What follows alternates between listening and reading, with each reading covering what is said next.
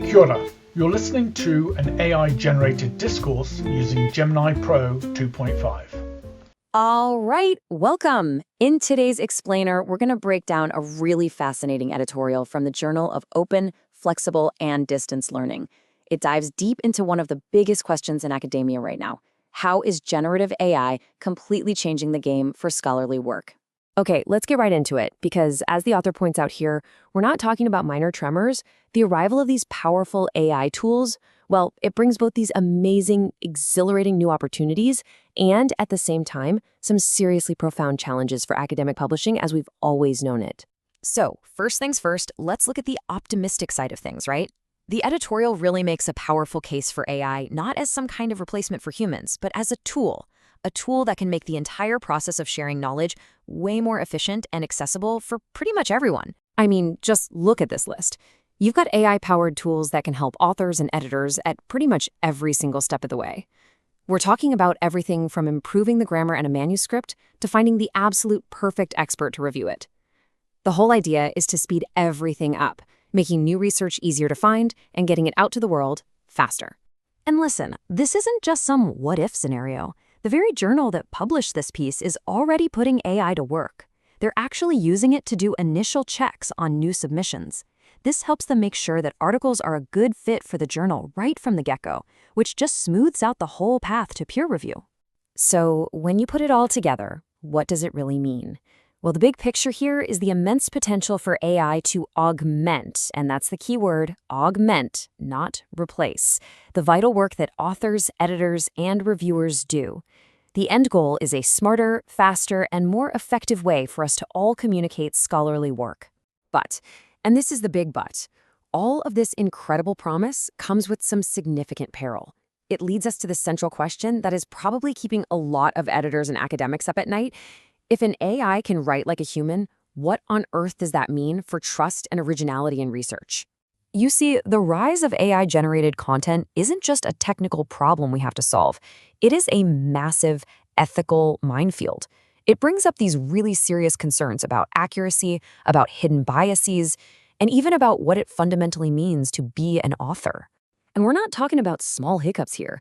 We're talking about AI models that hallucinate, literally making up fake citations, or the rise of these so-called paper mills that are just churning out fraudulent research. And then there's the whole black box problem, where we sometimes don't even know how an AI came to a conclusion.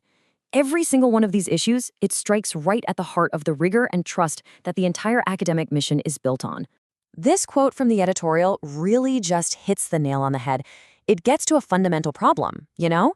These AI systems we have today, they don't create truly original thought. What they are incredibly sophisticated machines for remixing and rephrasing information that's already out there. So without a careful human in charge, they are, for all intents and purposes, plagiarism engines.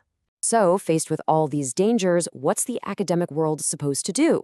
Well, they're definitely not just sitting on their hands. Journals and major organizations like the Committee on Publication Ethics, you'll often see it called COPE, they're moving fast to come up with strong new policies to help everyone navigate this new world. This table here lays out the core principle behind all these new rules perfectly. An AI tool simply cannot be an author. Why? Because authorship demands accountability. A human being is responsible for the accuracy and integrity of their work. A piece of software, it just can't be. And that all boils down to one simple guiding rule for any researcher using these tools: total transparency.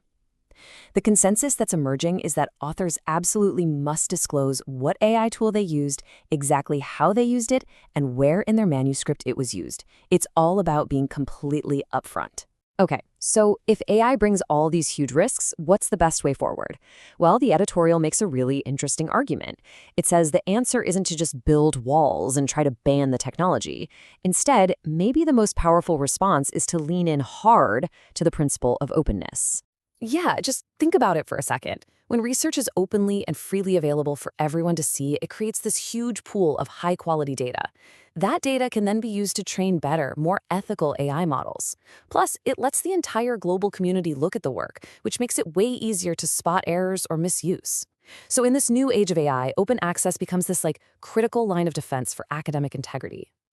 Another big idea from the editorial is that maybe we're even using the wrong words to talk about this stuff. Instead of artificial intelligence, it suggests we should be thinking in terms of augmented intelligence.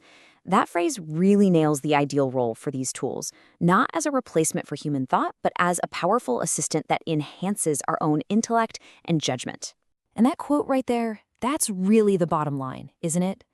The future isn't some battle of AI versus humans. It's about professionals who learn how to use these tools effectively and responsibly.